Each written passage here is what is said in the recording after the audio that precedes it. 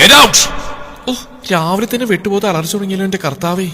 ശോ, പാവം കാവടി തുള്ളി പോയ ചെറുക്കനാ ഇപ്പൊ പോകുന്ന പോക്കണ്ടോ എന്റെ കർത്താവേ. കാറ്റഴിച്ചു വിട്ട ബലൂൺ പോലെ. ജോവിന, വെട്ടുപോത്തിന്റെ ചീത്ത മുഴുവൻ കേട്ട് ആവശ്യനായി ക്യാബിൻ ഡോർ തുറന്നുകൊണ്ട് ഇറങ്ങി വരുന്ന ജീവയെ നോക്കിക്കൊണ്ട് ഞാനൊന്ന് സ്വസ്ഥമായി ആത്മഹതിക്കുമ്പോഴാണ് കാട്ടാളൻ എന്റെ പേര് വിളിച്ച് അലറുന്നത്. എന്റെ കർത്താവ്, ഇങ്ങേരുടെ തൊണ്ടയിൽ ആംപ്ലിഫയർ വല്ലതും ഉണ്ടോ? അല്ലേലേ ബാസുള്ള സൗണ്ടാ, അതിന്റെ കൂടെ ഓർക്കാപ്പുറത്തുള്ള അലർച്ചയും. വെട്ടുപോത്തിന്റെ അലർച്ചയിൽ എന്റെ കയ്യിൽ നിന്ന് താഴേക്ക് വീണ ഫയൽസ് എല്ലാം നിലത്തുനിന്ന് പെറുക്കിയെടുക്കുന്ന കൂട്ടത്തിൽ ഞാൻ കർത്താവിനോട് പിറുവിറുത്തു. ഇപ്പൊ നിങ്ങൾ കരുതും ഞാൻ എന്താ ഇതൊക്കെ ആ കാട്ടാളനോട് പോയി പറയാത്തതെന്ന്. അത് നിങ്ങൾ കരുതുന്ന പോലെ ആ സാധനത്തിന് പേടിച്ചിട്ടൊന്നല്ല. പിന്നെന്താ, കർത്താവ് വെറുതെ ഇരിക്കുമല്ലേ, അപ്പൊ പുള്ളിക്ക് ഒരു ടൈം പാസ് ആയിക്കോട്ടെ എന്ന് കരുതിയാ. അതുമല്ല, കർത്താവ് ആകുമ്പോ ആ വെട്ടുപോത്തിന്റെ കൂട്ടി കിടന്ന് കാറിക്കൂവി മനുഷ്യന്റെ ചെവി പൊള്ളിക്കൂല. ജോവിന, ഇങ്ങനെ ഞാനിന്ന് വീണ്ടും അലറിൽ തുടങ്ങി. മനുഷ്യന് സ്വസ്ഥമായിട്ടൊന്ന് ആത്മഹതിക്കാനും സമ്മതിക്കൂല. ഞാൻ ദേഷ്യത്തോടെ ഫയൽസ് എല്ലാം വാരിക്കൂട്ടി നെഞ്ചോടിയേർത്ത് അടക്കി പിടിച്ച് അകത്തേക്ക് കയറി.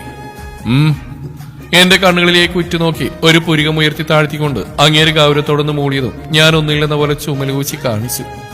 ഇത്ര നേരം എന്റെ മുഖത്തുണ്ടായിരുന്ന കലിപ്പ് എവിടെ പോയി എന്റെ കർത്താവേ. മോശം റിയലി മോശം. ചുണ്ടുകൂർപ്പിച്ച് പിടിച്ചുകൊണ്ട് കർത്താവിനോട് പരിഭവം പറഞ്ഞുകൊണ്ട് ഞാൻ നേരെ നോക്കിയത് എന്നെ തന്നെ നോക്കിയിരിക്കുന്ന കാട്ടാളന്റെ മുഖത്തേക്കാണ്. ആദ്യമൊന്ന് പരുങ്ങി കളിച്ചെങ്കിലും ആ ഇളം കാപ്പി കണ്ണുകളുടെ നോട്ടത്തിനു മുമ്പിൽ അധിക നേരം പിടിച്ചെടുക്കാൻ സാധിക്കാത്തതിനാൽ ഞാൻ മുഖം കുനിച്ചുകൊണ്ട് കയ്യിലിരുന്ന ഫയൽസ് എല്ലാം കാട്ടാളിന്റെ ടേബിളിലേക്ക് വെച്ചുകൊണ്ട് മെല്ലെ പറഞ്ഞു, സർ സൈൻ. ഒന്ന് അമർത്തി മൂളിക്കൊണ്ട് കാട്ടാളം ഫയൽസ് എല്ലാം അങ്ങേറ്റ അടുത്തേക്ക് നീക്കി വെച്ചു. കുറച്ചേരം കൂടി ആ തിരുമോന്ത നോക്കി നിന്നിരുന്നെങ്കിൽ ഇവിടെ നിന്നൊരു ചുമ്മന സമരം നടന്നേനെ. ഓ എന്റെ കർത്താവേ, നീ കാത്തു. മനസ്സിൽ പറഞ്ഞുകൊണ്ട് ഞാൻ ആശ്വാസത്തോടെ നെടുവീർപ്പിട്ടു. ഈ ഫയലിൽ കുറച്ച് കറക്ഷൻസ് ഉണ്ട്. ആ ക്യാഷ് ഫ്ലോ സ്റ്റേറ്റ്മെന്റിൽ എറർ ഉണ്ട്, അത് കറക്റ്റ് ചെയ്യുക. Okay sir. ഞാൻ അറിയാമേലായിട്ട് ചോദിക്കുക, ഇങ്ങനെ ആരുവാ? ഒരു ക്യാപിറ്റൽ രാമൻ. എനിക്ക് തന്നെ വായി നോക്കേണ്ടോണ്ട് മാത്രം ഇപ്പൊ ഞാനൊന്നും പറയുന്നില്ല, അല്ലെ തനിക്ക് കാണിച്ചു തന്നെ ഈ ഞാൻ ആരാണെന്ന്. മനസ്സിൽ നന്നായിട്ട് അങ്ങേരെ സ്മരിച്ചുകൊണ്ട് പുറമേ വിനയം വാരി വിതറിയുള്ള ഒരു ചിരി അങ്ങേർ കൊടുത്തുകൊണ്ട് ഞാൻ ആ ഫയൽ ടേബിളിൽ നിന്ന് എടുത്തു. ജോവിന, ഫയൽ എടുത്തുകൊണ്ട് തിരിഞ്ഞാൻ അങ്ങേരുടെ അലർച്ചയിൽ വീണ്ടും ഞെട്ടിപ്പോയി. ഇങ്ങേരെ ഞാൻ കടപ്പലിൽ കടിച്ചോട്ടിച്ച് ചുണ്ടിൻ കീഴിൽ പിറുവിരുത്തുകൊണ്ട് ഞാൻ അങ്ങേരെ ചോദ്യപാത്രത്തിൽ തിരിഞ്ഞു നോക്കി. അപ്പതേ കാട്ടാളുവിനെ ചോദ്യപാത്രത്തിൽ നോക്കിയിരുന്നു. ചേടാ, ഇതെന്തു കൂത്ത്? ഇങ്ങേര് കിടന്ന് കാറി പൊളിച്ചിട്ട് ഏതാണ് ഞാൻ അങ്ങേരെ നോക്കി അലറി വിളിച്ച പോലെയുള്ള എക്സ്പ്രഷൻ ഇട്ടിരിക്കുന്നു. എവിടെ പോവാ നീ? ഡോ ദാറ്റ് കറക്ഷൻസ് റൈറ്റ് ആവും. റിവോൾവിംഗ് ചെയറിലേക്ക് ഒന്നുകൂടി ചാഞ്ഞിരുന്നോണ്ട് കാട്ടാളം പറഞ്ഞതും. ഇപ്പൊ തന്നെ ചെയ്യാം സർ. അതാ ഞാൻ ക്യാബിൻ. എങ്ങോട്ടും പോകുന്നില്ല, ഇവിടെ ഇരുന്ന് ചെയ്യുക. Right in front of me and now itself. ഞാൻ മുഖത്ത് വിനയം വാരി വിതറി ഉത്തരം പറഞ്ഞുകൊണ്ടിരിക്കുമ്പോഴാണ് കാട്ടാളൻ ഇടക്ക് കയറുന്നേ. വാട്ട്? അങ്ങേര് പറഞ്ഞിട്ടും ഞാൻ അവിടെ തന്നെ ഇന്ന് താളം ചവിട്ടുന്ന കണ്ടിട്ടാണ് എന്തോ എന്നെ നോക്കി ഗൗരവത്തോടെ ചോദിച്ചു. അല്ല സർ, പിന്നെ ലക്ഷങ്ങളും മുടക്കി ആ ക്യാബിൻ പണി തേക്കുന്ന എന്തിനാ? ഞാൻ എനിക്കായി തന്നിരിക്കുന്ന ക്യാബിനിലേക്ക് വിരൽ ചൂണ്ടിക്കൊണ്ട് സംശയത്തോടെ ചോദിച്ചു. ടേബിളിലെ പേപ്പർ വെയിറ്റ് ശക്തിയിൽ ഒന്നുകൂടി ടേബിളിലേക്ക് തന്നെ അടിച്ചുകൊണ്ട് അങ്ങേര് നല്ല ഭാഷയിൽ മൊഴിഞ്ഞതും ഞാൻ വേഗം ഫയൽ എടുത്തുകൊണ്ട് സോഫയിലേക്ക് പോയിരുന്നു. അയ്യേ, ഇങ്ങേര് കൊച്ചു സായിപ്പൊന്നല്ല, തനി കച്ചറ കൂതറ. ഓ, കൊടുങ്ങല്ലൂർ പൂരത്തിന് ഇങ്ങേര് വിളിച്ചാ മതി, ഭരണിപ്പാട്ടിനുള്ള വാക്കുകൾക്കൊന്നും ക്ഷാമം വരൂല. എന്റെ കർത്താവേ, ചെവി വല്ല ഹാർപ്പിക്കോ പെനോയിലോ ഇട്ട് കഴുകണം. ചെവിക്കുള്ളിൽ ചൂണ്ടുവരിട്ട് കറക്കിക്കൊണ്ട് ഞാനൊന്ന് വിശ്വസിച്ചു. ഞാൻ മെല്ലെ തലയുയർത്തി അങ്ങേരെ നോക്കി. ആ മുഖത്തേക്ക് കുറച്ചേരം വായി നോക്കിയിരുന്ന ശേഷം എന്റെ കണ്ണുകൾ ചെന്നുടക്കിയത് ആ കാട്ടാളിന് മുമ്പിലേക്ക് നെയിം ബോർഡിലാണ്. കേനൻ എബ്രഹാം, എന്റെ മാത്രം ഇച്ഛായൻ. കണ്ണുകൾ ആ പേര് ആർത്തിയോടെ ഒപ്പിയെടുത്തപ്പോൾ എന്റെ ചുണ്ടുകൾ അത്രമേൽ കൊതിയോടെ നിശബ്ദമായി മൊഴിഞ്ഞു. സർ, ഈ അലവലാതി ശബ്ദം ഞാൻ എവിടെയോ മുമ്പ് കേട്ടിട്ടുണ്ടല്ലോ. അതോ ആത്മഹത്യോട് ഡോറിന്റെ അവിടേക്ക് നോക്കി എന്റെ കാൽവിരൽ തൊട്ട് വിറഞ്ഞ് കയറാൻ തുടങ്ങി. ഓ, വന്നു ഏഷ്യൻ പെയിന്റ്സ്. ഇന്ന് പുട്ടി കുറവുണ്ട്, ഒരു ബക്കറ്റേ അടിച്ചിട്ടുള്ളൂ. എന്റെ കർത്താവേ, ഇവൾ എങ്ങനെ ഈ ഡ്രസ്സിനകത്തേക്ക് കയറി? നിങ്ങൾക്കൊന്നും കത്തിയില്ലല്ലേ? എങ്കിൽ ഞാൻ കത്തിച്ചേരാം, തീപ്പെട്ടി എടുക്കട്ടെ. ഇപ്പൊ ഈ സാർ എന്ന് കൊഞ്ചിക്കുഴഞ്ഞ് വിളിച്ചോണ്ട് കയറി വന്നില്ലേ? ലെവലാണ്. ഹാഷിമ അർഷൻ, ഏഷ്യൻ പെയിന്റ്സിൽ ബിർള വൈറ്റ് വാൾപുട്ടിൽ മാതിരി ഒരു സാധനം. സർ, ഞാൻ ഇന്നലെ നൈറ്റ് വിളിച്ചിരുന്നു, സാറ് കോൾ അറ്റൻഡ് ചെയ്തില്ലല്ലോ. അയ്യടാ, ഇപ്പൊ പുട്ടിപൂത്തിന്റെ കണ്ണീര് ഭൂമിയെ ചുംബിക്കല്ലോ, അലവലാതി. ആളോടുള്ള അമർഷത്തിൽ എമൗണ്ടിലെ പൂജ്യത്തെ ഒന്നുകൂടി ഞാൻ കറുപ്പിച്ച് കുട്ടപ്പനാക്കി. എന്തായിരുന്നു Hashima? Anything official? No, nothing sir. ഗൗരവത്തോടെ കാട്ടാളം ചോദിച്ചു. അവൾ പതർച്ചയോടെ പറഞ്ഞു. ഹൈഷ്, അവളെ നോക്കി കർത്താവേ, ജിഞ്ചർ അടിച്ച മങ്കിയെ പോലെ. അതെനിക്കങ്ങ് ഇഷ്ടായി. ഐ ലവ് യു കാട്ടാള. ചുണ്ടൂർപ്പിച്ച് ഫയൽ കമഴി നടക്കുന്ന കാട്ടാളൻ ഞാൻ ഒരു ഫ്ലൈങ് കിസ് അങ്ങ് കാച്ചി.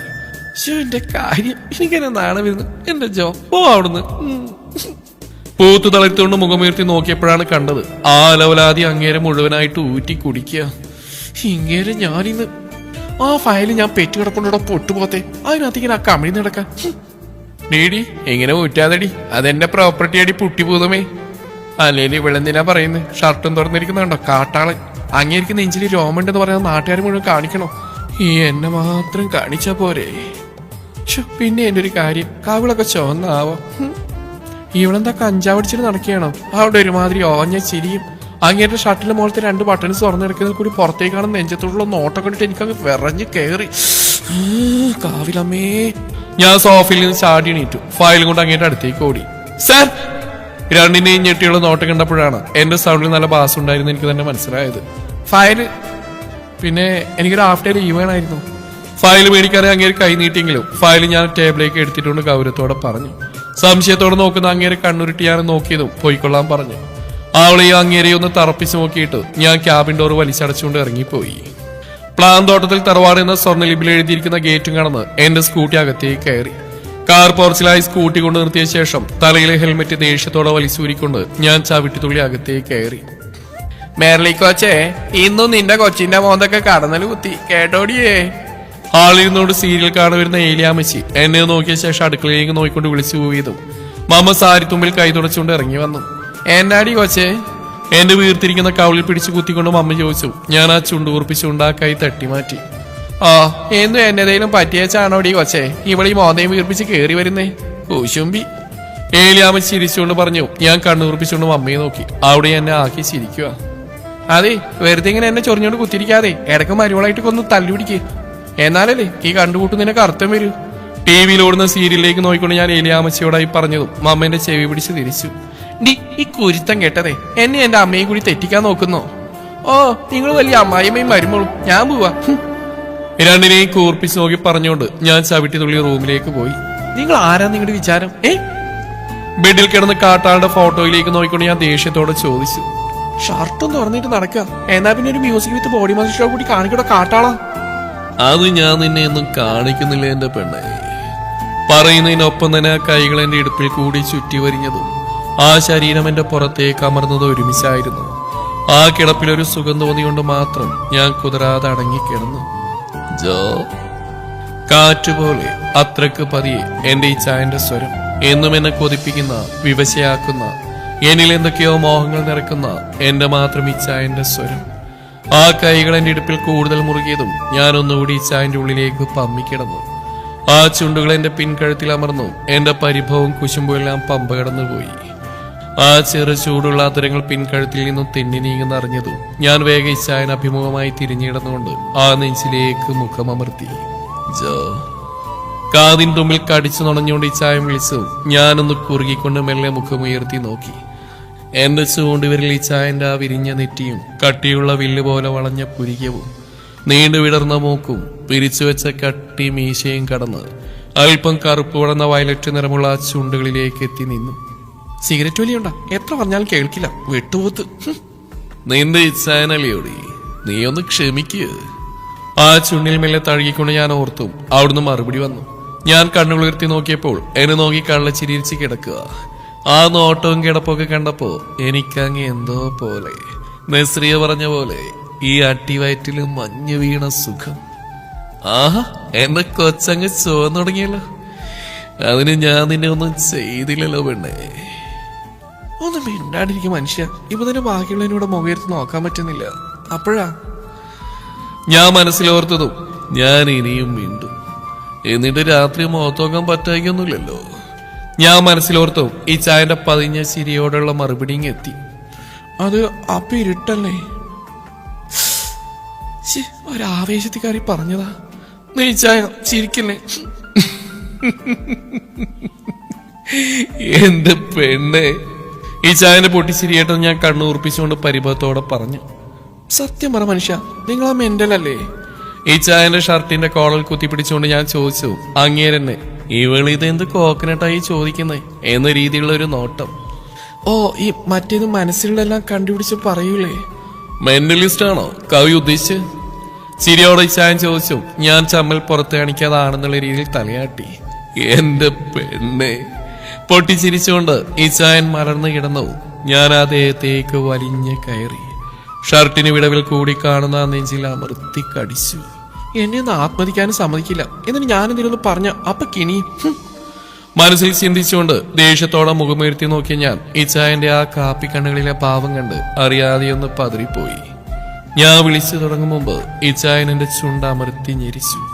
ആ പ്രവൃത്തിയിൽ എന്റെ കണ്ണുകൾ എന്റെ അനുവാദത്തിന് പോലും കാത്തു നിൽക്കാതെ മെല്ലെ കൂമ്പി അടഞ്ഞു. ഇച്ചായന്റെ ചുടുനിശ്വാസം എന്റെ ചുണ്ടിൽ തട്ടുന്നത് അറിഞ്ഞതും ഞാനൊന്നുകൂടി ഇച്ചായനിലേക്ക് പതുങ്ങിക്കിടന്നു. ഇച്ചായന്റെ കട്ടിമീശ എന്റെ മേൽ ചുണ്ടിനെ കുത്തി നോവിച്ചതും എന്റെ ശരീരം തളർന്നു പോയ പോലെ തോന്നി എനിക്ക്. ഇച്ചായന്റെ ചുണ്ട് എന്റെ ചുണ്ടിലേക്ക് അമർന്നതും കേച്ചാ ആ ശബ്ദം കേട്ടതും ഞങ്ങൾ രണ്ടും ഞെട്ടിപ്പിടഞ്ഞുകൊണ്ട് ബെഡിൽ നിന്ന് ചാടി എഴുന്നേറ്റ് ഡോറിന്റെ ഭാഗത്തേക്ക് നോക്കിയത് അവിടെ ആരെയും കണ്ടില്ല. തുറന്നു കിടക്കുന്ന ഡോറിലേക്കും അങ്ങയുടെ മുഖത്തേക്ക് ഞാനൊന്ന് തറപ്പിച്ച് നോക്കി. കാട്ടാളൻ എല്ലാം ഒപ്പിച്ചു വെച്ചിട്ട് തലയുറിയുന്നു. ഡോർ അടയ്ക്കാനുള്ള ബോധം പോലും നിങ്ങൾക്കില്ലേ മനുഷ്യ? അത് പിന്നെ ഒരു ആവേശത്തിന്റെ പുറത്ത്. ഞാൻ ദേഷ്യത്തോടെ ചോദിച്ചു. അങ്ങേര് മുഴുവൻ പല്ലും കാണിച്ച് കിണിച്ചുകൊണ്ട് പറയുന്നു. ആവേശം? ഞാൻ എന്റെ കർത്താവേ, ആ കുരിപ്പ്. ഈ ചായനോട് കോർക്കാൻ നിന്നപ്പോഴാണ് റൂമിൽ നിന്ന് ഇറങ്ങിപ്പോയ സാധനത്തെ കുറിച്ച് എനിക്ക് ബോധം വന്ന്. എന്റെ അലർച്ചയായിട്ട് ഈ ചായനും ബെഡിൽ നിന്ന് ചാടി ഇറങ്ങി ബാത്റൂമിലേക്ക് പോകാൻ തുനിഞ്ഞു. അയ്യടാ, അങ്ങനെ മോനിപ്പോ രക്ഷപ്പെടണ്ട. ആ കുരിപ്പിനെ പിന്നെയും സഹിക്കാം. പക്ഷെ നിങ്ങളുടെ പെങ്ങളെ അതുകൊണ്ട് മര്യാദക്ക് എന്റെ കൂടെ വന്നോ? അതും പറഞ്ഞ് മുങ്ങാൻ നോക്കി ഇച്ചാനെയും വലിച്ചോണ്ട് ഞാൻ താഴേക്ക് പോയി. ആ, എന്റെ ഊഹം തെറ്റിയില്ല. കുരിപ്പ് മുഖം കുറിപ്പിച്ച് ഡൈനിങ് ടേബിളിന്റെ മണ്ട കയറി ഇരിക്കുന്നുണ്ട്. ഇവൻ എന്താ നിന്ന് പരിങ്ങി കളിക്കുന്നേ? അമ്മച്ചിയുടെ ഇച്ചൂട്ടിന്റെ മുഖത്തിന് എന്നാരും തെളിച്ചക്കറവ്. എന്നാ പറ്റിയടാ? അമ്മച്ചിയുടെ ചോദ്യം കേട്ടതും ഞാൻ ചേച്ചിയുടെ അളിയന്റെ മുഖത്ത് നോട്ടം മാറ്റിക്കൊണ്ട് കഴിക്കാനായി ചെയർ വലിച്ചിട്ടിരുന്നു. എനിക്ക് ഭയമ്മച്ചി, ഞാൻ ബെറ്റെവിടെയും പോവാ. എഡ്മൺ എന്ന ഇച്ചൂട്ടൻ കുഞ്ഞിക്കാവൾ വീർപ്പിച്ചു. കുഞ്ഞി ചുണ്ടുകൾ പുറത്തേക്ക് ഒന്നിക്കൊണ്ട് ദേഷ്യത്തോടെ പറഞ്ഞു. അതെന്നാടാ അമ്മച്ചിയുടെ കൊച്ചു അങ്ങനെ വർത്തമാനം എന്നാ പറയുന്നേ? അമ്മച്ചി ഒരു ഉരുളച്ചോറ് കുറുമ്പന്റെ വായിലേക്ക് വെച്ചു കൊടുത്തോണ്ട് ചോദിച്ചു. അത് ചെറുക്കൻ ചോറ് ചാക്കാൻ ബുദ്ധിമുട്ടുകൾ എന്തോ പറയാൻ വരുവാ. കർത്താവേ, ഇത് ഞങ്ങൾക്കുള്ള പണിയാണേ. ഈ മമ്മീന്തല്ലോ പപ്പയുണ്ടല്ലോ, ഇവർക്ക് ഞെച്ചല്ല അമ്മച്ചി. ഞാൻ ഇവരെ കളിച്ചാൻ വിളിച്ചാന്ന് കഞ്ച് പോയപ്പോ ഇവര് ഉമ്മരിക്കായിരുന്നു. അത് ഈ പപ്പ മമ്മിയെ കേതി പിരിച്ചു. എനിക്ക് മാത്രം തന്നില്ല. ഇവര് എന്നെ കൂട്ടാന്ന് കേതി പിരിച്ച് കെട്ടുന്നു. ചെറുക്കന്റെ പരിഭവം പിടിച്ചുള്ള വർത്താനം കേട്ടതും ഞാൻ കരയണോ ചിരിക്കണോ എന്നറിയാത്ത അവസ്ഥയിൽ ഇച്ചായനെ നോക്കി. അവിടെ ഇത് തന്നെ അവസ്ഥ. രണ്ടിനോട് ഞാൻ പറഞ്ഞേ ചിരിയോടോ താന്തോ നിങ്ങളെ ആ കഥയെങ്കിലും അടച്ചേച്ച് വേണം നിന്റെ ആക്രാന്തം തീർക്കാനെന്ന്. ഏലിയാമച്ചി കുരിപ്പിന് ചോറുരുള കൊടുത്തുകൊണ്ട് ഇച്ചാനെയും അളിയനെയും നോക്കി ഗൗരവത്തോടെ പറഞ്ഞു. ഞാൻ പിന്നെ അതൊന്നും മൈൻഡ് ചെയ്യാൻ പോയില്ല. കാരണം ചേച്ചി കളിയാക്കാൻ വരൂല എന്നൊരു സമാധാനമുണ്ട് ഇപ്പോ. അല്ലെങ്കിൽ ഇത് പറഞ്ഞ അന്നത്തെ ദിവസം മൊത്തം എന്നെ ആ പിശാചി നാണം കെടുത്തിയേനെ. പക്ഷെ ഇന്നത്തെ ദിവസം എനിക്ക് കർത്താവ് തന്ന മോളെ കെനീന എബ്രഹാമേ, മോനെ ജെഫ്രി മാത്യുവേ തരാൻ കേട്ടോ. ചേച്ചിയെ അളിയനെയും മാറി മാറി നോക്കിക്കൊണ്ട് ഞാൻ മനസ്സിൽ ചിന്തിച്ചുകൊണ്ട് ഊറിച്ചിരിച്ചു. അവരെന്നെ നോക്കി നല്ല വെടുപ്പായി വെളുക്കെ ചിരിച്ചു കാണിച്ചു. ദിവസങ്ങൾ കഴിയുന്തോറും എനിക്കെന്റെ ഇച്ചാനോടുള്ള പ്രണയം, ഇഷ്ടം, സ്നേഹം, കൊതി, ആഗ്രഹം, മോഹങ്ങൾ അങ്ങനെയെല്ലാം കൂടിക്കൊണ്ടിരുന്നു. ഇച്ചായൻ എനിക്കൊരു ലഹരിയായി മാറി. ഇച്ചായൻ എന്ന ലഹരിയിൽ ഞാൻ ഓരോ ദിവസം കഴിയുന്തോറും അഡിക്റ്റ് ആയിക്കൊണ്ടിരുന്നു. ഇച്ചായനെ കാണാതെ, ആ പതിഞ്ഞ സ്വരത്തിലെ ചിരി കേൾക്കാതെ, ആ അലർച്ച കേൾക്കാതെ, ആ വിരലുകളുടെ കുസൃതി അറിയാതെ ശ്വാസമെടുക്കാൻ പോലും എനിക്ക് ബുദ്ധിമുട്ട് തോന്നി തുടങ്ങി. അത് പിന്നെ പ്രേമിച്ചുകൊണ്ട് നടന്ന കാലത്തും അങ്ങനെയായിരുന്നല്ലോ. അതുകൊണ്ടല്ലേ നേരെ ചൊവ്വേ ഡിഗ്രി പോലും കംപ്ലീറ്റ് ചെയ്യാത്ത ഞാൻ ഇച്ചായന്റെ PA ആയി ഇച്ചായന്റെ കൂടെ തന്നെ ഇങ്ങനെ നടക്കുന്നത്. കുറെ നേരം ഞാൻ ശ്രദ്ധിക്കുന്നു. ഇച്ചായന് രാവിലെ മുതൽ വല്ലാതെ ഡിസ്റ്റർബാണ്. ഇച്ചായന്റെ മുഖത്ത് അസ്വസ്ഥത കണ്ട് ഇരിപ്പുറയ്ക്കാതെ, ഓഫീസാണെന്ന് പോലും ഓർക്കാതെ ഒരു 100 പ്രാവശ്യം ഇച്ചായന്റെ ക്യാബിൽ ഞാനിന്ന് കയറിയിറങ്ങി. ഞങ്ങളുടെ റിലേഷൻ ഓഫീസിൽ ആർക്കും അങ്ങനെ അറിയില്ല. കാരണം ഇച്ചായന് ബിസിനസ് ഫീൽഡിൽ നിറയെ ശത്രുക്കളുണ്ട്. അത് പിന്നെ ഈ കാട്ടാളുടെ സ്വഭാവത്തിന് ഇല്ലാതിരുന്നെങ്കിലേ അത്ഭുതമുള്ളൂ. ഇച്ചായന്റെ ജീവനല്ലേ ഞാൻ. അതുകൊണ്ട് ശത്രുക്കളുടെ നേട്ടത്തിനു വേണ്ടി അവരെന്നെ വെച്ച് ഇച്ചായനോട് കൊമ്പോർത്താലായിരുന്നു ഇച്ചായന് പേടി. ഇച്ചായന്റെ ഉള്ളിലെ പേടി മനസ്സിലായതുകൊണ്ട് ഞാനും ഞങ്ങളുടെ ഈ ബന്ധം പരസ്യമാക്കണമെന്ന് വാശി പിടിച്ചില്ല. എന്നാൽ ഇന്നത്തെ എന്റെ വെരികിന്റെ കൂട്ട് നടത്തം കണ്ട് ഓഫീസിൽ ചിലർക്കെങ്കിലും കാര്യം കത്തിയിട്ടുണ്ടെന്ന് തോന്നുന്നു. ജോ, ഇതൊന്നുകൂടി ഒന്ന് പറഞ്ഞു തരുമോ? പിന്നിൽ നിന്ന് ആദർശിന്റെ ശബ്ദം കേട്ടതും ഞാൻ ഇച്ചായന്റെ ക്യാബിനിൽ നിന്ന് ഓട്ടം മാറ്റിക്കൊണ്ട് ചെറുചിരിയോട് അവന്റെ നേർക്ക് തിരിഞ്ഞു. ഓഫീസിലെ പുതിയ എംപ്ലോയിയാണ് ആദർശ്. ജോയിൻ ചെയ്തിട്ട് ഒരാഴ്ച തികഞ്ഞിട്ടില്ല. അതുകൊണ്ട് തന്നെ ആൾക്ക് സംശയങ്ങൾ കൂടുതലാണ്. അതെല്ലാം പറഞ്ഞു കൊടുക്കുന്നത് ഞാനും. ഫിനാൻഷ്യൽ റിപ്പോർട്ടിലെ ഇംബാലൻസ് എന്തുകൊണ്ടാണെന്ന് അവന് പറഞ്ഞു കൊടുത്തോണ്ടിരിക്കുമ്പോഴാണ് ആരോ എന്റെ കൈമുട്ടിൽ പിടിച്ചു വലിച്ച് എന്നെ ചെയറിൽ നിന്ന് എഴുന്നേൽപ്പിച്ച് കണ്ണും തള്ളി വായും തുറന്ന് തിരിഞ്ഞപ്പോഴേക്കും കാട്ടാൾ എന്റെ ചുണ്ടിലേക്ക് ആഴ്ന്നിറങ്ങിയിരുന്നു. ഓഫീസിലാണല്ലോ നിൽക്കുന്നതെന്നോർത്ത് ഞാൻ കുതിരിയെങ്കിലും ഇച്ചായന്റെ മേൽച്ചുണ്ട് എന്റെ കീഴ്ച്ചുണ്ടിനെ പൊതിഞ്ഞപ്പോൾ ആ സിഗരറ്റ് ചുവയുള്ള ചുണ്ടുകളുടെ ലഹരിയിൽ മറ്റെല്ലാം മറന്നുകൊണ്ട് ഞാനും അലിഞ്ഞു ചേർന്നു. ഇച്ചായന്റെ ആദരങ്ങൾ അത്യധികം പ്രണയത്തോടെ, ആവേശത്തോടെ, മോഹത്തോടെ എന്റെ ഇരുവാതിരങ്ങളെയും മാറി മാറി സ്നേഹിച്ചപ്പോൾ ഞാൻ ആ ശരീരത്തിലേക്ക് ഒട്ടിച്ചേർന്ന് നിന്നു. ദീർഘനേരത്തിനു ശേഷം ഇച്ചായന്റെ ചുണ്ടുകൾ എന്റേതിൽ നിന്ന് വേർപ്പെട്ടിട്ട് പോലും ഞാനൊരു മായിക ലോകത്തെന്ന പോലെ കണ്ണുകൾ അടച്ചുകൊണ്ട് ഇച്ചായനോട് പറ്റിച്ചേർന്ന് അങ്ങനെ നിന്നു. ഇവൾ ജോവീന കേനൻ. ഇച്ചായന്റെ ഗൗരവം തിങ്ങിയറിഞ്ഞ ശബ്ദം കേട്ടതും ആലസ്യത്തിൽ അടഞ്ഞുപോയ കണ്ണുകൾ ഞാൻ വലിച്ചു തുറന്നു. ഇച്ചായന്റെ ഗൗരവമേറിയ നോട്ടം കണ്ട് ചുറ്റും നോക്കിയാൽ ഞാൻ ഞെട്ടിത്തരിച്ച് നിന്നുപോയി. കർത്താവ്, ഈ പഞ്ചായത്തിലെ മൊത്തം ആളുകളുണ്ടല്ലോ. ഇനി ഞാൻ എങ്ങനെ നിങ്ങളുടെ മുഖത്ത് നോക്കൂ? ആദ്യം ചിന്തിച്ചുകൊണ്ട് ഞാൻ വേഗം അവരിൽ നിന്നെല്ലാം നോട്ടം മാറ്റി ഇച്ചായന്റെ നെഞ്ചിലേക്ക് മുഖം പൂഴ്ത്തി നിന്നു. ഈ എന്റെ, അതായത് കേനൻ എബ്രഹാമിന്റെ നല്ല പാതി, കുറച്ചുകൂടി വ്യക്തമായി പറഞ്ഞാൽ എന്റെ ഭാര്യ, ആരുടെയെങ്കിലും കണ്ണെന്റെ പെണ്ണിന്റെ മേൽ വീണാൽ. ഈ ചായന്റെ അവസാന വാചകം കേട്ടതും ഞാൻ ആ നെഞ്ചിൽ നിന്ന് മുഖമുയർത്തി അങ്ങേരെ നോക്കി. എങ്ങേര് എന്ത് തേങ്ങ കർത്താവ് പറയുന്നേ? എന്നെ ആര് നോക്കിയെന്നാ? ഓ, ചുമ്മാതല്ല, ആശാൻ ഇന്ന് മൂഡ് ഓഫ് ആയിരുന്നേ.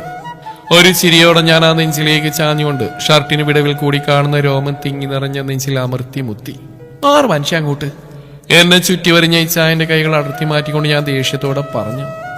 ജോ അല്ല, മനുഷ്യരെ നാണം കിഴിഞ്ഞിട്ട് കൊഞ്ചാൻ വന്നേക്കോ കോട്ടോളി. അങ്ങേരുടെ കാവലിനൊരു കൊത്തു കൊടുത്തുകൊണ്ട് ഞാൻ ദേഷ്യത്തോടെ പറഞ്ഞു. എന്താണ് നീ എന്റെയാന്ന് പറയുന്നത് എനിക്ക് ഇഷ്ടമായില്ലേ? ഞാൻ നിന്നോട് ചോദിക്കാതെ തെറ്റായിട്ടാണോ? ഞാനേ ഇച്ചായ, ഈ വക അടവൊന്നും എന്റെ അടുത്ത് നടക്കൂല. ഇനി നിങ്ങൾ എന്റെ കാൽ വീണെന്ന് പറഞ്ഞാലും ഇനി ഇങ്ങോട്ടേക്ക് നിങ്ങളുടെ പഞ്ചാര കച്ചവടം എന്റെ അടുത്ത് നടക്കൂല. ഞാൻ നടത്തൂല. സ്റ്റാൻഡിൽ കിടന്ന ടവലെടുത്ത് ഈ ചായന്റെ നേർക്കെറിഞ്ഞുകൊണ്ട് ഞാൻ ഗൗരവത്തോടെ പറഞ്ഞു. എന്നതാണ് നീ ഇങ്ങനെ പറയുന്നത്? നിന്റെ ഇച്ചായനല്ലേടി, ഒന്ന് ക്ഷമിക്കുവണ്ണേ. അത് പിന്നെ ആ ആദർശ്, അവന്റെ ഒരുമാതിരി നോട്ടവും എപ്പോഴും നിന്നെ ഇങ്ങനെ ചുറ്റിപ്പറ്റി. എനിക്കത് ഇഷ്ടമല്ല. ഞാനൊന്നും പറയാതെ നെഞ്ചിന് കുറിയെ കൈകൾ പിണച്ചു കെട്ടി ഈ ചായനെ തന്നെ നോക്കി നിൽക്കുന്ന കണ്ടതും ഈ ചായൻ എന്റെ മുഖത്തേക്ക് നോക്കാതെ കൊച്ചു കുഞ്ഞുങ്ങളെ പോലെ പരിഭവത്തോടെ പറഞ്ഞു. ആ ചുണ്ട് വിളർത്തിയുള്ള നിൽപ്പും തലവെട്ടിച്ചുകൊണ്ടുള്ള സംസാരവും കണ്ട് ഞാൻ അറിയാതെ പൊട്ടിച്ചിരിച്ചുപോയി. എന്നാടി? ഞാൻ വയറിൽ കൈയമർത്തിക്കൊണ്ട് ചിരിക്കുന്ന കണ്ടതും കാട്ടാളന്റെ ഒരൊറ്റ അലർച്ച. ആ അലർച്ചയിൽ ഞാൻ ചിരി അടിച്ചു പിടിക്കാൻ നോക്കിയെങ്കിലും ഒരു ഭൂതകാല ഓർമ്മയിൽ എനിക്കത് പറ്റിയില്ല. എന്നാടി വേണേ? മോന്തൊരു കൊട്ടയുണ്ടല്ലോ. മുഖവും കയറ്റി പിടിച്ച് ബാൽക്കണിയിലെ സിംഗ് ചെയറിലിരിക്കായിരുന്നു എന്റെ കൗളിൽ കുത്തിക്കൊണ്ട് ഈ ചായൻ ചിരിയോടെ ചോദിച്ചു. ഞാൻ ആ കൈ തട്ടി മാറ്റിക്കൊണ്ട് കണ്ണുരുട്ടി കാണിച്ചു. ജോ, പതിഞ്ഞ സ്വരത്തിൽ വിളിച്ചുകൊണ്ട് ഈ ചായൻ എന്റെ കൗളിൽ മുഖമിട്ട് ഉരസിയതും എന്റെ കണ്ണുകൾ താനെ അടഞ്ഞുപോയി.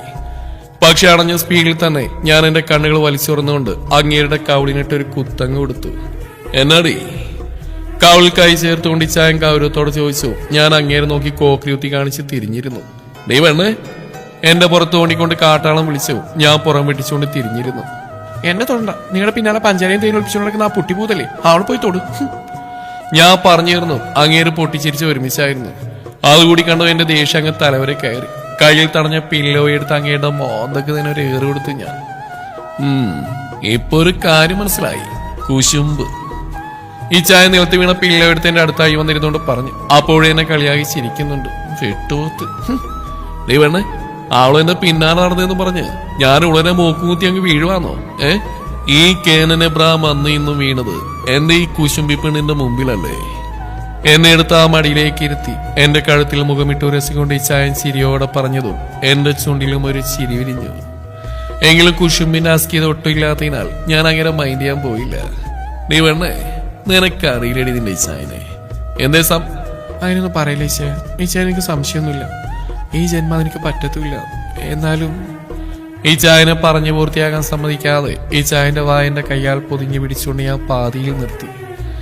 കുശുമ്പ് തീരെ ഇല്ലാത്തോണ്ട് ഒരു ഏനക്കേട് അലിയോടി. വായിൽ നിന്ന് എന്റെ കൈയടത്തി മാറ്റി ചിരി കടിച്ചമർത്തിക്കൊണ്ട് ഈ ചായൻ ചോദിച്ചു. ഞാനാണെന്നുള്ള രീതിയിൽ തലയാട്ടി കാണിച്ചു. അല്ലെങ്കിലും ഞാനിന്ന് സത്യങ്ങളല്ലേ പറയാറുള്ളൂ. എന്റെ വിശാല മനസ്കത. എവിടുന്നാ എന്റെ പെണ്ണേ നിനക്ക് ഇതിനു മാത്രം കുശുമ്പോ അസൂയും? നീ ആര്? നിന്റെ ഹോൾസെയിൽ ഡീലറോ? അതെനിക്ക് എന്റെയാന്ന് തോന്നുന്നതിനോട് മാത്രമേ ഉള്ളൂ. ഈ ചായൻ എന്റെയാ, എന്റെ മാത്രം. ഈശാൻ എന്നെ കളിയാക്കിക്കൊണ്ട് ചിരിച്ചുകൊണ്ട് ചോദിച്ചു. ഞാൻ വാശിയോടെ ആ കണ്ണുകളിലേക്ക് നോക്കിക്കൊണ്ട് പറഞ്ഞു. എന്തിനോ വേണ്ടി എന്റെ കണ്ണ് നിറഞ്ഞിരുന്നു. അത് കണ്ടിട്ടോ എന്തോ ഈശാൻ എന്നെ ആ നെഞ്ചോട് ചേർത്ത് പൊതിഞ്ഞു പിടിച്ചുകൊണ്ട് സ്വിംഗ് ചെയറിലേക്ക് ചാഞ്ഞു കിടന്നു. എന്റെ ഈശാന്റെ മണം ശ്വസിച്ച് ആ ഹൃദയ താളം കേട്ട് ആ കൈകളുടെ സുരക്ഷിതത്വത്തിൽ ഞാനും അങ്ങനെ ഇരുന്നു കൊണ്ടാണ് എന്തോ ഒരു നിമിഷം തികയും മുമ്പ് തന്നെ എന്റെ മനസ്സിന്റെ ഭാരം ഒഴിഞ്ഞു പോയി. അല്ലെങ്കിലും എനിക്ക് ഇഷ്ടമല്ല. എന്റെ അല്ലേ, എന്റെ മാത്രമല്ലേ. അപ്പൊ ഞാൻ വായി നോക്കിയാൽ മതി, വേറെ ആരും ചുമ്മാ പോലും നോക്കേണ്ട. ഇല്ല എന്റെ പെണ്ണെ, വേറെ ആരും നോക്കിയല്ല. മനസ്സിൽ ചിന്തിച്ചു കഴിഞ്ഞപ്പോഴേക്കും ആളുടെ മറുപടി ഇങ്ങെത്തി. എന്തോ ആ വാക്കുകൾ കേട്ടപ്പോൾ മനസ്സിനൊരു കുളിര്. അല്ല മനുഷ്യ, നിങ്ങൾക്ക് കുശുമ്പം തോന്നൂലേ? മുഖം മാത്രം ഉയർത്തി ആ നെഞ്ചിൽ കിടന്നുകൊണ്ട് തന്നെ ഞാൻ ചോദിച്ചു. എനിക്ക് എന്നാതിനാളാ ചെക്ക കുശുമ്പ്? അല്ലെങ്കിലും മനുഷ്യന്മാർക്കല്ലേ ഈ വക സാധനങ്ങളൊക്കെ തോന്നും. ഈ വെട്ടുപോതിനോട് ചോദിച്ചാൽ എന്നെ വേണം ചവിട്ടാൻ. ഈ ചായൻ ചെറു ചിരിയോടെ പറഞ്ഞതും ഞാൻ ചുണ്ടുകൂട്ടിക്കൊണ്ട് പറഞ്ഞു. എനിക്കെന്നാ കുശുമ്പ് തോന്നാത്തന്നറിയോ? നിന്നെ എനിക്ക് അത്രയ്ക്ക് വിശ്വാസമായിട്ട്. ഓഹോ, അപ്പൊ ഈ വളഞ്ഞ് മൂക്ക് പിടിച്ച് പറഞ്ഞതിന്റെ അർത്ഥം എനിക്ക് നിങ്ങൾ വിശ്വാസമില്ലെന്നല്ലേ? ഈ ചായൻ പറഞ്ഞു തരും മുമ്പ് അങ്ങേരുടെ നെഞ്ചിലെ രോമം പിടിച്ചു വലിച്ചുകൊണ്ട് ഞാൻ കെറുവോട് ചോദിച്ചു. അങ്ങനെയല്ല എന്റെ പെണ്ണെ, എനിക്ക് നിന്നെ നന്നായിട്ട് അറിയാം. അങ്ങനെ വേറൊരുത്തനൊന്നും മിണ്ടിയെന്നോ നോക്കിയെന്നോ പറഞ്ഞ് അവരുടെ പിറകെ പോകുന്നവളല്ല നീയെന്ന് ആ ബോധമുള്ളിടത്തോളം ഞാൻ എന്നാതിനാണ് നിന്നോട് കുശുമ്പുത്താൻ വരുന്നേ. അല്ലേ ചായ, ഇപ്പൊ നിങ്ങൾക്ക് ഇങ്ങനെ കുശുമ്പ് വന്ന് ഇനി ഞാനെങ്ങാനും അവന്റെ കൂടെ ഇറങ്ങി അങ്ങനെ വല്ലതും നടന്നാലേ നിന്റെ മുട്ടുകാലി ഞാൻ തള്ളിയൊടുക്കും വന്നേ. എന്നിട്ട് ഞാൻ തന്നെ നോക്കിക്കോളാം നിന്നെ. ഞാൻ പറഞ്ഞു തീർക്കുമ്പോ കാട്ടാള എന്റെ നേർക്കൊരു ഗർജനം. പിന്നെ ഇപ്പൊ അങ്ങ് നോക്കും. ആ ഗർജനത്തിൽ ഞാനൊന്ന് ഞെട്ടിയെങ്കിലും അത് പുറമേ കാണിക്കാതെ അങ്ങേരെ നോക്കി പുച്ഛം വാരി വിതറിക്കൊണ്ട് ഞാൻ പറഞ്ഞു. ആരായി പൂച്ചിക്കുന്നേ? കാള പോലെ വളർന്നിട്ട് സ്വന്തം കാര്യങ്ങൾ ചെയ്യാൻ മടിയുള്ളവളാ എന്നെ ഈ പൂച്ചിക്കുന്നേ. ഇപ്പോഴും കുളിപ്പിക്കുന്ന ഈ ഞാനാ. പറഞ്ഞാലും സത്യമുള്ളതുകൊണ്ട് മാത്രം ക്യാമ്പിന്റെ ഒന്നും മിണ്ടാൻ പോയില്ല. ഇല്ലെങ്കിൽ ഞാൻ ചെന്ന് അങ്ങേരുമായി കൊമ്പ് ഓർക്കും. അങ്ങേര് എന്തെങ്കിലും വേണ്ടാതീനം പറയും. എന്റെ മുഖം ചുവന്ന് കയറും. അപ്പൊ അങ്ങേർക്ക് വല്ലതൊക്കെ തോന്നും. അപ്പൊ എനിക്ക് എന്തെങ്കിലുമൊക്കെ തോന്നും. പിന്നെ വെറുതെന്തിനാ അങ്ങനെയൊക്കെയല്ലേ? മതിയടി വേണേ നിന്ന് ചുവന്ന് തുടുത്ത് വെറുതെ മനുഷ്യനെ വഴിതെറ്റിക്കാനായിട്ട് എന്റെ കൺട്രോൾ കളയല്ലേ. അവസാന വാചക ഇച്ഛായം മെല്ലെയാണ് പറഞ്ഞെങ്കിലും ഞാനത് കേട്ടു. അതുകൂടി കേട്ടത് എന്റെ ശരീരം ഒന്ന് വിറച്ചു. എടീ പപ്പ വന്നെന്ന് തോന്നുന്നു. ബാൽക്കണി വഴി പുറത്തേക്ക് നോക്കിക്കൊണ്ട് ഇച്ഛായം പറഞ്ഞു. ഞാൻ ആ കയ്യിൽ പിടിച്ചു വലിച്ചുകൊണ്ട് സന്തോഷത്തോടെ ചാടിത്തുള്ളി താഴേക്ക് പോയി. സ്റ്റെയർ ഇറങ്ങുമ്പോഴേ കണ്ടു ഹാളിൽ ഒത്തുകൂടിയിരിക്കുന്ന എല്ലാവരെയും.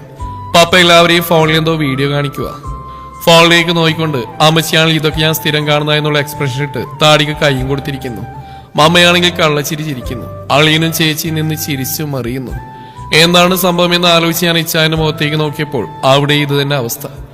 അവസാനത്തെ സ്റ്റെപ്പ് മറങ്ങി ഹാളിലേക്ക് കാലെടുത്ത് വെച്ചപ്പോഴാണ് ഈ ചൂട്ടനൊരു കുഞ്ഞു നിക്കറുമിട്ട് താറാവിനെ പോലെ കുണുങ്ങി ഞങ്ങളുടെ അടുത്തേക്ക് വന്നത്. അവൻ വന്ന് കൈ നീട്ടിയത് ഞാൻ അവനെ വാരിയെടുത്ത് കവിളിൽ മുത്തി. അവൻ കുണുങ്ങി ചിരിച്ചുകൊണ്ട് എന്നെ നെഞ്ചിലേക്ക് ചാഞ്ഞു. എന്താ ചൂട്ടാ, എന്തിനാ എല്ലാരും ഇങ്ങനെ കിടന്ന് ചിരിക്കുന്നേ? അവനെയും കൊണ്ട് സോഫയിലേക്ക് ഇരുന്ന കൂട്ടത്തിൽ ഞാൻ അവനോട് ചോദിച്ചു. വേറൊന്നുമല്ല, എന്റെ കയ്യിലിരിക്കുന്ന ഈ കുരിപ്പില്ലേ ഒരു കുഞ്ഞു BBC ആണേ, അതാ. അതോ അപ്പച്ചന്റെ ബോന്തില് കാത്തൂന്ന്? എന്ത് കാത്തൂന്ന്? ഞാൻ കണ്ണുറപ്പിച്ചുകൊണ്ട് സംശയത്തോടെ ചോദിച്ചു. ചെറുക്കൻ വീണ്ടും കുണുങ്ങി ചിരിക്കുക. നിങ്ങടെ കേട്ടാ ചോദിച്ചു ഉമ്മ താത്തുന്നേ ദേ. കുരിപ്പന്റെ ചുണ്ടിൽ തൊണ്ടുകൊണ്ട് പറഞ്ഞു. ഞാൻ ഈ ചായനും പരസ്പരം ഞെട്ടിക്കൊണ്ട് മുഖത്തോട് മുഖം നോക്കി. അതേ നിമിഷം തന്നെ പപ്പയുടെ ചോദ്യം വന്നു. നീയൊക്കെ ഓഫീസിലോട്ട് കെട്ടിയൊരുങ്ങിയച്ചും പോകുന്നത് ചുംബന സമരം നടത്താൻ വേണ്ടി വെച്ചാണോ മക്കളെ? പാപ്പ ഞങ്ങൾ രണ്ടിനെയും നോക്കി കളിയാക്കി ചിരിച്ചുകൊണ്ട് ചോദിച്ചു. ഞാൻ മെല്ലെ എന്റെ മടിയിരിക്കുന്ന ചെറുക്കിനെ നേർക്ക് മുഖം കുനിച്ചിരുന്നു. ചിലരൊക്കെ എന്നായിരുന്നീ. ഒന്നുമില്ലും ഞാൻ എന്റെ കെട്ടിയാണ് റൂമിന്നാ കിസിയെ. അന്ന് ഞങ്ങളത് പറഞ്ഞു വാരിയവരൊക്കെ ഇന്ന് ഫയല് അത് കമ്പനി ഫയലുണ്ട്. ചേച്ചി ഞങ്ങൾക്കിട്ട് താങ്ങാൻ തുടങ്ങിയതും കാട്ടാളൻ അതും പറഞ്ഞ് എന്നെ അവർക്ക് മുമ്പിലേക്ക് ഇട്ടുകൊടുത്തിട്ട് സ്റ്റെയർ ഓടിക്കാൻ ഒരൊറ്റ പോക്ക്. പിന്നെ പറയണ പൂരം ചേച്ചി ഏലിയാമ്മച്ചയും കൂടി എന്നെ വറുത്ത് കോരി. അവരെ പിന്നായും കൊണ്ട് പപ്പയോ അളിയനും. ഇതൊന്നും പോരായിട്ട് കാര്യമൊന്നും മനസ്സിലായില്ലെങ്കിലും അവരുടെ കൂടെ കൂടി ഓരോ കമന്റ് പോലെ എന്റെ മടിയിലിരിക്കുന്ന കുരുപ്പും. ജോ നീ പെണ്ണേ, ഈ ചായ വിളിക്കുന്ന നേട്ടിട്ട് കേൾക്കാത്ത പോലെ നിന്ന് ഞാൻ ബെഡ്റൂം ഡോർ അടച്ച് കുറ്റിയിട്ടു. നീ പെണ്ണേ, ദയനീയ സ്വരത്തിൽ ഈ ചായ വിളിച്ചു. ഞാൻ കവിളി രണ്ട് വീർപ്പിച്ചുകൊണ്ട് ബെഡിൽ പോയി കിടന്നു. കാട്ടാളെ എന്നെ അവർക്കിട്ട് കൊടുത്തിട്ട് ഇപ്പൊ കൊഞ്ചാൻ വന്നിരിക്കാം തെണ്ടി. ഒന്നുമില്ലേലും നിന്റെ ഇച്ഛായനല്ലയോടി, എങ്ങനെ പറയാതെടി പെണ്ണേ. എന്റെ പുറത്തേക്ക് മുഖാമർത്തിക്കൊണ്ട് ഇച്ഛായം പറഞ്ഞു. ഞാൻ പുറം വെട്ടിച്ചുകൊണ്ട് അങ്ങേട്ട് നേർക്ക് തിരിഞ്ഞു കിടന്നു. ദേ മനുഷ്യ, എന്നെ കെട്ടിയാണെന്ന് ഞാൻ നോക്കൂല. എന്റെ അടുത്ത് എങ്ങനെ കൊഞ്ചിക്കുഴയും വന്നാലുണ്ടല്ലോ. ദേഷ്യത്തോടെ അത്രയും പറഞ്ഞ് അങ്ങേറ്റ അടുത്ത് നിന്ന് ഇറങ്ങി നീങ്ങി ബെഡിന്റെ അങ്ങേറ്റത്തായി ഞാൻ പോയി കിടന്നു. ജോ, ഞാൻ അമ്മച്ചിയുടെ റൂമിൽ പോയി കിടക്കണോ? ഭീഷണി പോലെ ഞാൻ ചോദിച്ചു. ഈ ചായ നല്ല കുട്ടിയായിട്ട് ഓടിപ്പോയി ലൈറ്റ് ഓഫ് ചെയ്ത് ബെഡിന്റെ മറ്റേറ്റത്തായി വന്ന് കിടന്നു. കുറച്ചു കഴിഞ്ഞു പുറത്ത് മഴ പെയ്യുന്ന ശബ്ദം കേട്ടതും ഞാൻ ഓടിപ്പോയി ജനൽ തുറന്ന് നോക്കി. പുറത്ത് മഴ തകർത്ത് പെയ്യുന്ന കണ്ടതും എന്റെ കണ്ണുകൾ വിടർന്നു. ഞാൻ ഓടിപ്പോയി ചായന്റെ അടുത്തായി മുട്ടുകുത്തിയിരുന്നു. ഇച്ചായോ ഞാൻ അങ്ങോരെ കുലുക്കി വിളിച്ചു. വെട്ടുപോത്ത് ഉറങ്ങിയിട്ടൊന്നുമില്ല, ഇത് പകരം വീട്ടോ കള്ള പന്നി കാട്ടാളാ എണീക്കാൻ. മലന്ന് കിടക്കുന്ന അങ്ങയുടെ വയറിൽ കയറിയെന്നുകൊണ്ട് ഞാൻ വിളിച്ചിട്ടും അങ്ങേരൊന്ന് മൂളിയത് പോയിട്ട് കണ്ണിന് മറച്ചിരുന്ന കൈ പോലും എടുത്തു മാറ്റിയില്ല. ഓഹോ അത്രക്കായം, ഇതിപ്പൊ ശരിയാക്കി തരാം. മനസ്സിലാതും ചിന്തിച്ചുകൊണ്ട് ഞാൻ മെല്ലെ ഇച്ചായന്റെ നഗ്നമായ നെഞ്ചിൽ കൂടി വിരലോടിച്ചു. ആ ശരീരമൊന്ന് വിറച്ച പോലെ എനിക്ക് തോന്നി. ഞാൻ മെല്ലെ കുനിഞ്ഞു ഇച്ചായന്റെ മുഖത്തിന് അഭിമുഖമായി എന്റെ മുഖം കൊണ്ട് ചെന്നു. ഇച്ചായ പതിഞ്ഞ സ്വരത്തിൽ ഞാൻ വിളിച്ചത് ഇച്ചായൻ കണ്ണിൽ നിന്ന് കൈയെടുത്ത് മാറ്റിക്കൊണ്ട് എന്റെ കണ്ണുകളിലേക്ക് ഉറ്റുനോക്കി. ഇച്ചായൻ ഉറങ്ങിയോ? ഇച്ചായ ഉറങ്ങിയോ? സൈഡ് ടേബിളിലെ മൂൺലാമ്പിന്റെ വെട്ടത്തിൽ ഇച്ചായന്റെ മുഖം ഒരു പൂർണ്ണ ചന്ദ്രനെ പോലെ എനിക്ക് തോന്നിച്ചു. ഞാനൊന്നുകൂടി ഇച്ചായന്റെ മുഖത്തേക്ക് എന്റെ മുഖം അടുപ്പിച്ചു. ശേഷം എന്നെ വീണ്ടും വീണ്ടും എപ്പോഴും എന്നും കൊതിപ്പിക്കുന്ന ആ വയലറ്റ് നിറമുള്ള ചുണ്ടുകളിൽ മെല്ലെ വിരലിഴച്ചു. എന്റെ വിരലുകൾ ഇച്ചായന്റെ ചുണ്ടിൽ നിന്ന് നടന്നു മാറിയ നിമിഷം ഇച്ചായൻ പില്ലോയിൽ നിന്ന് തലയുയർത്തി എന്റെ ചുണ്ടുകളെ കവർന്നിരുന്നു. ആഹാ, ഇപ്പൊ നിങ്ങൾക്ക് അറിയാൻ എണീക്കാനല്ലേ കാട്ടാളാ. സത്യം പറഞ്ഞാൽ കുറച്ചു നേരത്തെ പരാക്രമണത്തിന് ശേഷമാണ് അങ്ങേര് ജാട കാണിച്ച് കിടക്കുമായിരുന്നല്ലോ എന്ന് എനിക്ക് ബോധം വന്ന്. പക്ഷെ ഞാൻ പറഞ്ഞൊന്നും കേൾക്കാതെ അങ്ങേരെന്നെ മറിച്ചിട്ട് വീണ്ടും എന്റെ ചുണ്ടിനെ ലക്ഷ്യമാക്കി മുഖം താഴ്ത്തിയതും ഞാൻ വാ കയ്യാൽ മൂടിക്കൊണ്ട് അങ്ങേരെ കാൽ കൊണ്ട് ചവിട്ടി. വലിയ പത്രാസാണിച്ച് കിടന്നല്ലേ, അതുകൊണ്ട് ഇത്രയേ ഉള്ളൂ. മര്യാദയ്ക്ക് എന്നെ ബുള്ളറ്റിൽ റൈഡ് കൊണ്ടുപോ. കൂർപ്പിച്ചു നോക്കുന്ന അങ്ങോരുടെ മീശയിൽ പിടിച്ചു വലിച്ചുകൊണ്ട് ഞാൻ ഗൗരവത്തോടെ പറഞ്ഞു. നിന്റെ കെട്ടിയവനോട് പോയി പറയടി പന്നി. ആ വെട്ടുപത്തിനോട് തന്നെ ഞാൻ പറഞ്ഞു. അങ്ങേരെന്നെ നോക്കി പൂച്ചിച്ചു. ഞാൻ അതിന്റെ ഇരട്ടി പൂച്ചം വാരി ഉതിരിക്കൊണ്ട് പറഞ്ഞു. അങ്ങേരെന്നെ ഒന്ന് തറപ്പിച്ചു നോക്കിയിട്ട് തിരിഞ്ഞു കിടന്നു. ഈച്ചായ, എന്റെ ചക്കര ഈച്ചായനല്ലേ, എന്റെ പഞ്ചാനയല്ലേ, എന്നെ ഒന്ന് കൊണ്ടുപോകും. മഴ. ഈ ചായന്റെ മണ്ട കൂടി തന്നെ ബെഡിന്റെ അപ്പുറത്തെ സൈഡിലേക്ക് മറിഞ്ഞുകൊണ്ട് ഈ ചായന്റെ കവിളിൽ പിടിച്ചുകൊണ്ട് ഞാൻ കൊഞ്ചി. കുറെ നേരം എന്നെ നോക്കി കിടന്ന ആ ചുണ്ടിലൊരു കള്ളച്ചിരി വിരിയുന്ന ഞാൻ കണ്ടു. അത് കണ്ടത് സന്തോഷത്തോടെ ആ ചുണ്ടിൽ അമർത്തി മുത്തിക്കൊണ്ട് ഞാൻ ബെഡിൽ നിന്ന് ചാടി എണീറ്റു. ഒപ്പം ഈ ചായനും. കോരി ചൊരിയുന്ന മഴ, തണുപ്പുള്ള രാത്രി, ബുള്ളറ്റ്, എല്ലാത്തിനു മുകളിലായി എന്റെ മാത്രം ഇച്ചായൻ. ഈ ചായനെ വരിഞ്ഞു മുറുക്കി ഒരണ്ണാൻ കുഞ്ഞിനെ പോലെ ആ പുറത്തേക്ക് ഒട്ടിച്ചേർന്നിരുന്നുകൊണ്ട് ഈ മഴയെ ആസ്വദിക്കുമ്പോൾ ലോകം പിടിച്ചടക്കിയ സന്തോഷമായിരുന്നു എനിക്ക്. ഐ ലവ് യു ഇച്ചായ. ആ സന്തോഷത്തിന്റെ ഫലമായി ആ പേമാരിയെ തോൽപ്പിക്കും വിധം എന്റെ ശബ്ദ നിശബ്ദത്തിലേക്ക് ആഴ്ന്നിറങ്ങി. ഒപ്പം തന്നെ എന്റെ ഇച്ചായന്റെ ഹൃദയത്തിലേക്കും. തോന്നിയാസം കാണിച്ചു അവനിരുന്ന് തുമ്മുന്നുണ്ടോ? ഏലിയാമ്മച്ചിയുടെ ശകാരം കേട്ടതും എന്റെ കണ്ണുകൾ നിറഞ്ഞു. ഞാൻ നിറഞ്ഞ കണ്ണുകൾ ഉയർത്തി ഇച്ചായനെ നോക്കിയപ്പോൾ ആ വയ്യായികയുടെ ഇടയിലും എന്നെ നോക്കി കണ്ണു ചിമ്മി ചിരിച്ചു. ഒന്നുമില്ലെന്ന് പറയും പോലെ അതുകൂടി കണ്ടോ ഞാൻ കരഞ്ഞുപോയി. അടുത്ത നിന്ന് മോങ്ങുന്നുണ്ടോ? രാത്രി രണ്ടും കൂടി മഴയെ തോൽപ്പിക്കാൻ ഇറങ്ങിയതും പോരാ, ഞാനൊന്നും പറയുന്നില്ലേ. എന്നെ ഈ ചായനെയും മാറി മാറി നോക്കിക്കൊണ്ട് അമ്മച്ചി പറഞ്ഞു. ഞാൻ കെറുവോടെ അമ്മച്ചിയെ നോക്കി ചുണ്ടുകൂട്ടി കാണിച്ചു. എടാ ചെറുക്ക, ആവി പിടിക്ക്, പനിക്കൂർക്കിയിട്ട വെള്ളം നല്ലതാ. പുട്ടുകൂടെ ഈ ചായന്റെ മുമ്പിലേക്ക് കൊണ്ടുവച്ചുകൊണ്ട് മമ്മ പറഞ്ഞു. ഈ ചായൻ അനുസരണയോടെ തലയാട്ടി. ഈ ചായൻ ബെഡ്ഷീറ്റ് എടുത്ത് തലവഴി മൂടി ആവി പിടിക്കാൻ തുടങ്ങിയതും അമ്മച്ചിയും അമ്മയും കൂടി അടുക്കളയിലേക്ക് പോയി. അത് കണ്ടത് ഞാൻ മെല്ലെ ആ ബെഡ്ഷീറ്റിനുള്ളിലേക്ക് നൂണ്ട് കയറി. കൊച്ചിതമ്മാടി ഒന്നാമതേ മേലാതിരിക്കുക. ആ പെണ്ണ് ബോധമില്ലാതെ അതിനകത്ത് കയറിയെന്നും പറഞ്ഞു. അതിനൊന്നും ചെയ്തേക്കല്ലേ. അതെങ്ങനെയാ? അപ്പച്ചന്റെ അല്ലേ കൊച്ചുമോൻ? അവസാന വാചക അമ്മച്ചി പതിഞ്ഞ ചിരിയോടെ പറഞ്ഞു. ഞാനും ഇച്ചായനും പരസ്പരം മുഖത്തോട് മുഖം നോക്കി ചിരിച്ചു. മാറി കിടക്ക വേണ്ടേ, പനി പിടിക്കും. ഇച്ചായന്റെ കൂടെ ബെഡിലേക്ക് കയറി കിടന്നു. എന്നെ അകത്തി മാറ്റിക്കൊണ്ട് ഇച്ചായൻ പറഞ്ഞു. സാരില്ല, എന്റെ ഇച്ചായനല്ലേ. അത് പറഞ്ഞുകൊണ്ട് വാശിയോടെ ഇച്ചായൻ പുതച്ചിരുന്ന ബെഡ്ഷീറ്റിനുള്ളിലേക്ക് ഞാൻ നുഴഞ്ഞു കയറി. എന്നെ തന്നെ കണ്ണി വെച്ച് മാതിച്ചായ നോക്കിയെടുക്കുന്ന കണ്ടതും ഞാൻ സംശയത്തോടൊന്ന് മൂളി. എന്നെ അത്രയ്ക്ക് ഇഷ്ടമാണ് ഒടി വേണ്ടേ? ആ ചോദ്യം ചോദിക്കുമ്പോൾ ഈ ചായന്റെ ക്ഷീണം തിങ്ങി നിറഞ്ഞ കണ്ണുകളൊന്ന് വിടർന്നു. ഒത്തിരി ഒത്തിരി. എത്ര? ആ കണ്ണിൽ അമർത്തി മുത്തിക്കൊണ്ട് ഞാൻ പറഞ്ഞതും ഈ ചായൻ കുസൃതി ചിരിയോടെ ചോദിച്ചു.